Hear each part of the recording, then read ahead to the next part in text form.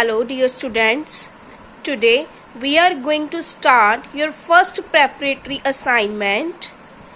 In first preparatory assignment, we will revise chapter 1 and chapter 2. In chapter 1, you did the definition of integers. Integers are a set of numbers made up of positive numbers, negative numbers and 0.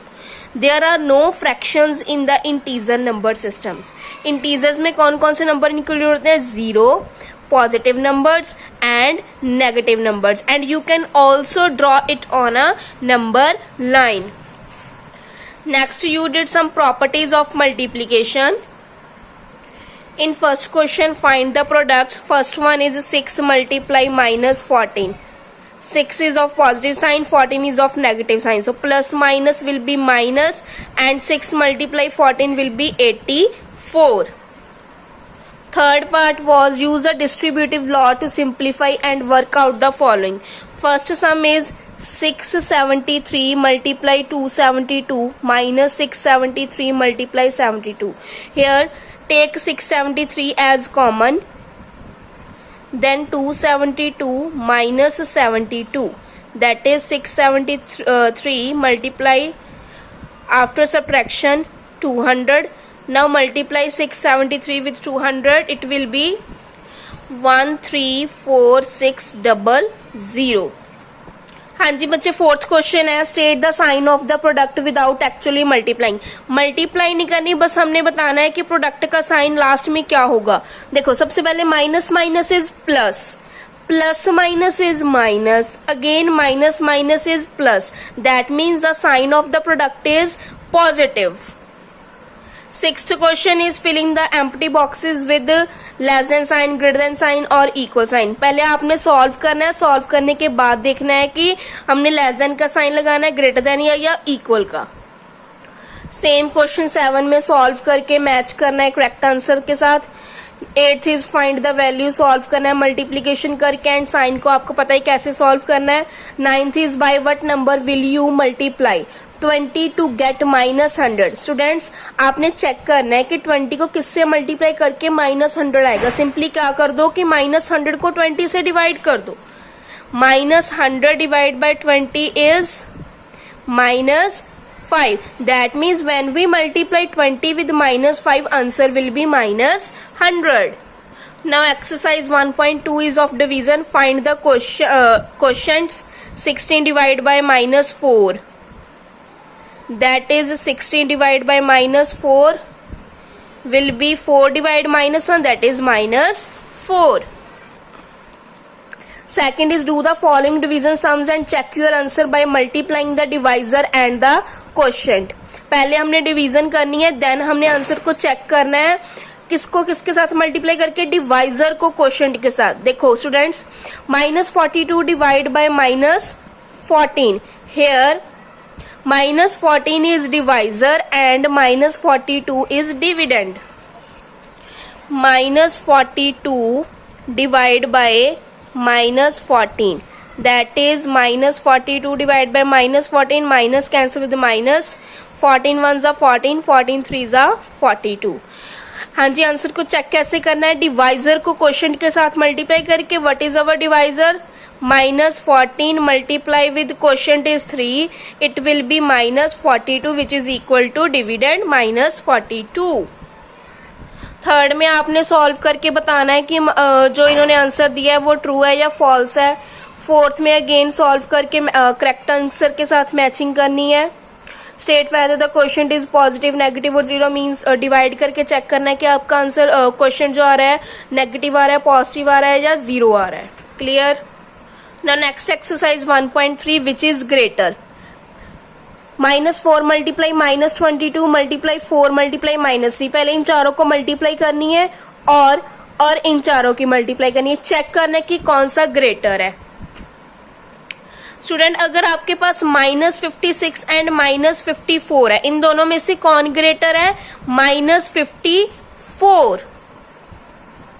Second question, using the BDMS rule, find the value of. BDMS means सबसे पहले bracket को solve करना है, then divide, multiply, add and last में क्या करना है? Subtract.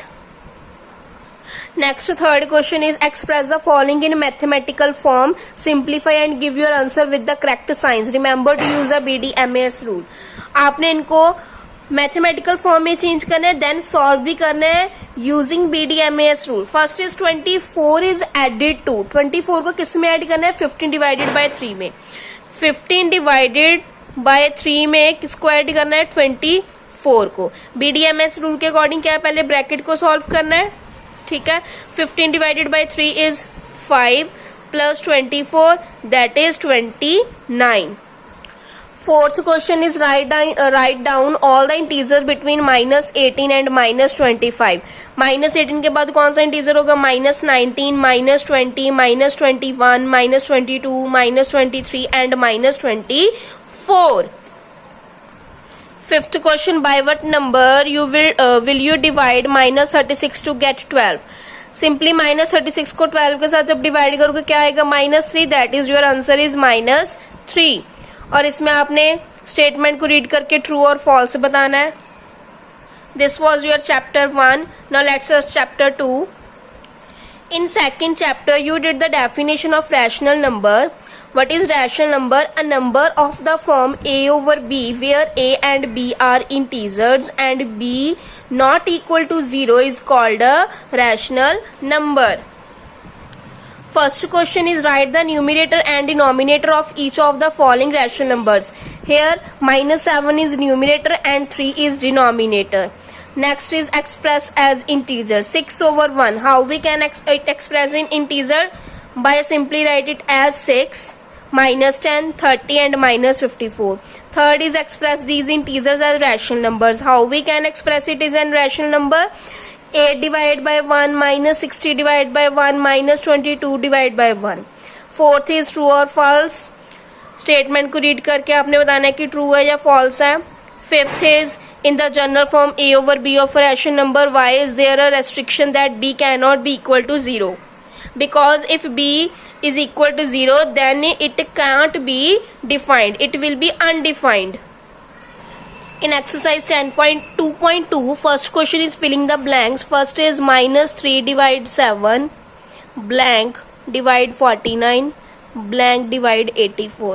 First divide 49 with 7, it will be 7, that means we will multiply -3 with 7, it will be -21.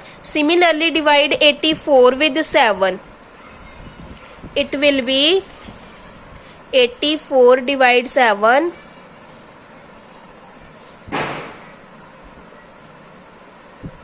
that is 12. That means we will multiply -3 with 12. It will be -36. Second is check if the following are equivalent rational numbers. If they are not, make one change in the second number to make it equivalent to the first.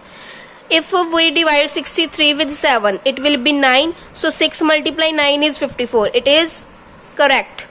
84 divided by 12 is 7. So -7 multiply with 7 will be -49. So here in place of -48 there should be -49. Third is write equivalent rational numbers of 3 by 7 -3 by 7 with the following denominators. Denominator हमने -21 बनाना है और हमारे पास number rational number कौन से है? -3 by 7. Denominator should be -21. So -21 divided by 7 is -3. So here should be -3. So if there is -3, there should also be -3. So -3 multiply -3 will be +9. Fourth is write 5 rational numbers equivalent to each of the following. -3 divide 9. Here you can first multiply with 2. -3 multiply 2 is -6 and 9 multiply 2 is 18. Again -3 multiply with 3 is -9 and 9 multiply 3 is 27. So a next rational number is -9 divided by 27. So you can make 5 rational numbers.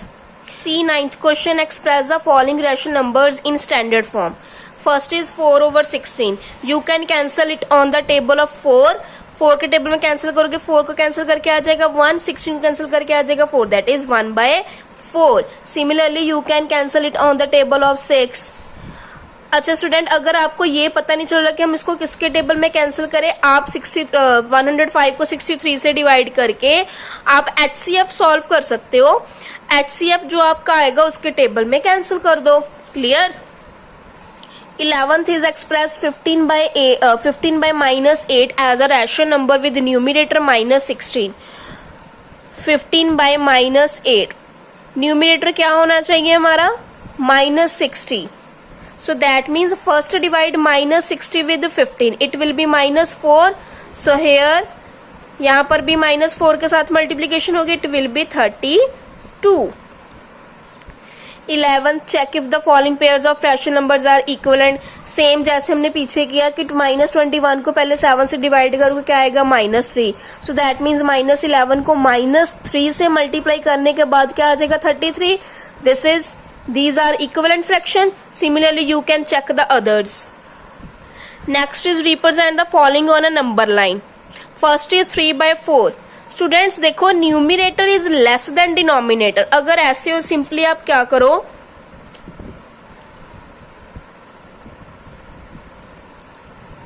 अगर numerator आपका denominator से less है तो simply 1 तक की आपने कितने parts कितनी लाइंस बनानी है? 4.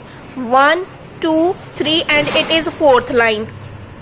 And on 3rd line it is 3 by 4. Similarly you can draw -3 by 4. -3 by 4 means अब -0 और -1 के बीच में आएगा. सबसे पहले 4 lines 1 2 3 and this is 4th line. 3rd line will be of -3 by 4. अच्छा, अगर आपका न्यूमिनेटर डिनोमिनेटर से ग्रेटर है, that is 7 by 3. Numerator is greater than denominator. First divide 7 with 3.